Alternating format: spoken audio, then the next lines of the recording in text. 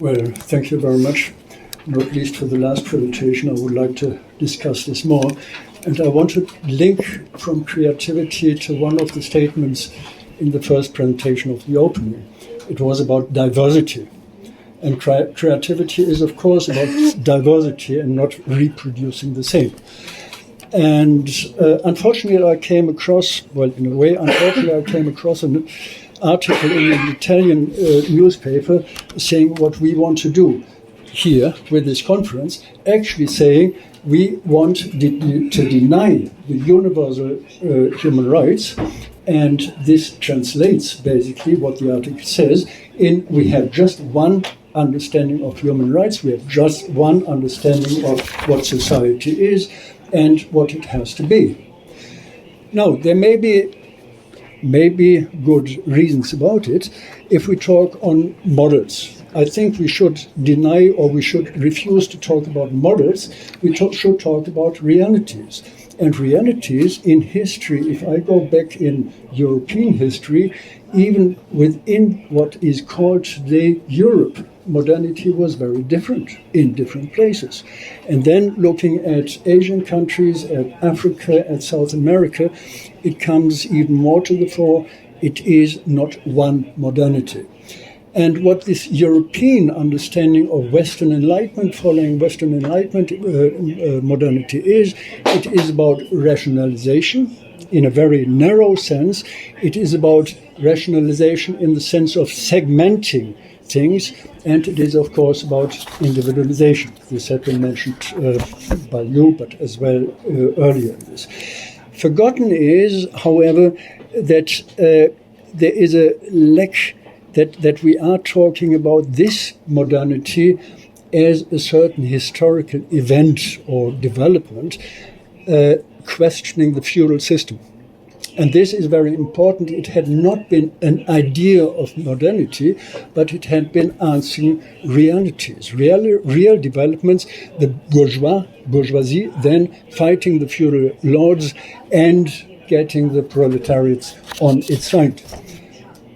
Getting on the side, but not providing the same rights. And there we are already approaching this idea of modernity, modernization, and a certain understanding of what rights are about is prevailing, is now dominant globally. It is a development economically, not least now I don't want to go into details, from agriculture, primary sector, industrial sector, service industries, going then on. And in this way, it is as well a denaturalization. But important here is it is giving manpower and at the same time taking power away in terms of a certain understanding of capitalism, making many people, most of the people, actually to objects of this process. It is not the proletariat, the proletarian who is really subject. So in this way, it is important to talk about the economy as well as something that is not this abstract economy as we usually talk about it, but it is about, as Friedrich Engels said, it is about production and reproduction of daily life of every people, of the people.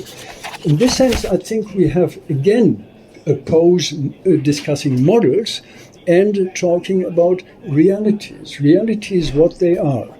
And realities today, unfortunately, more or less globally, refers always to the Universal Declaration of Human Rights, which definitely is an important step, or had been an important step, but at the same time it is representing a very, very specific and very narrow model.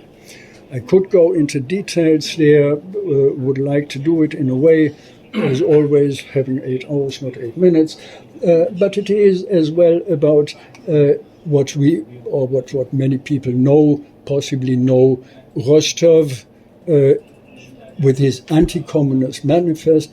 What we need is a capitalism globally.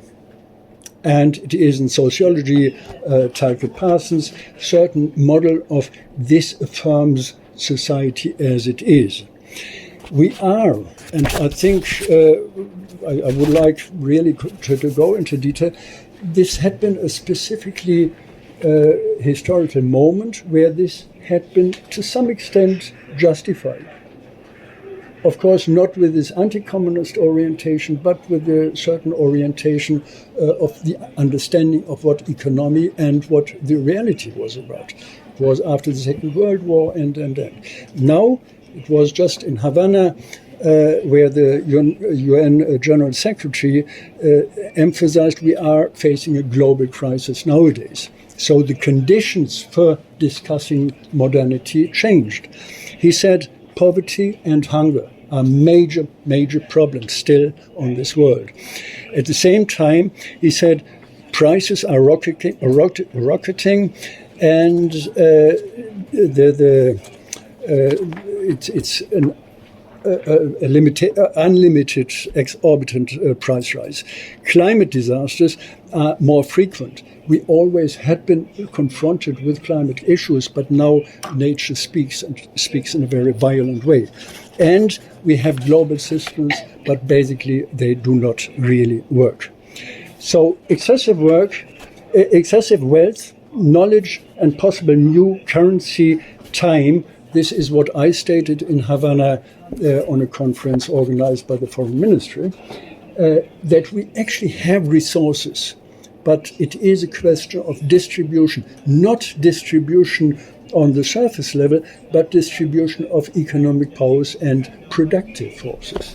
We have now productive forces that allow us to go further with modernization, develop a new concept of modernization that is answering the challenges we have, as I said, hunger, climate, and, but as well takes up the opportunities we have.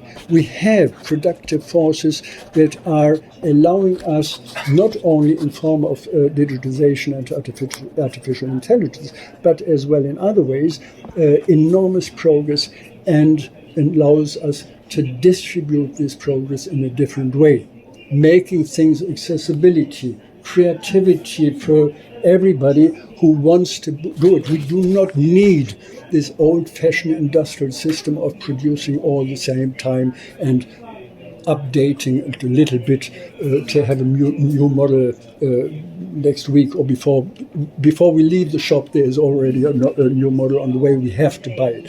This consumerist orientation, which is highly uncreative, unproductive as well. So modernization today, I think, with this brief sketch, is not and had not been and will not be the same. We have to look at the national, at the regional conditions, and as well at the local conditions, what it is, the challenges we are facing. The points of departure of modernization of human rights has to be considered as the most important part of discussing human rights, instead of having an abstract model. This is what human rights are about. Modernization has to develop, and I take up something from the previous session as well. It has to develop a global perspective. Nevertheless, even if it is important to answer local needs, we have to look at the global requirements. Think global, act local, but at the same time act local and move on from there to develop a global perspective. And it is something where it is for law actually very difficult to develop a new understanding of what the subject is. It is not, it had been mentioned in several ways, it is not the individual subject that is the subject in legal terms, that has rights. But we have to think further. It is not the human individual, it is not humankind as such, but we have to integrate, or actually reintegrate ourselves, our understanding, the understanding of ourselves in a global context as well, in terms of nature, in terms of environment. We are part of it. We should not try to transcend it. Part of what you mentioned as well, the creativity is there. Translating this in jurisprudence is difficult. but difficulties are there to be taken up, and problems are there to be solved.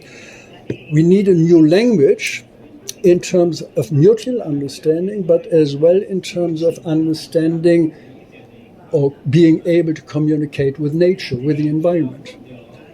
It is not that we as human beings, let alone that we as American European beings, are the center of everything.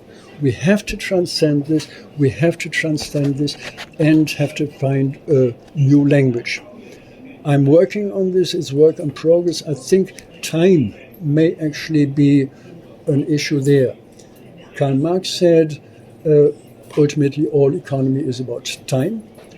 And if we transcend this on or go beyond the narrow understanding of economy and try to understand it as a global issue, the global time we have, and we want to be part of this planet, of the universe, that may be a currency, a language we can use to move forward. Thank you very much.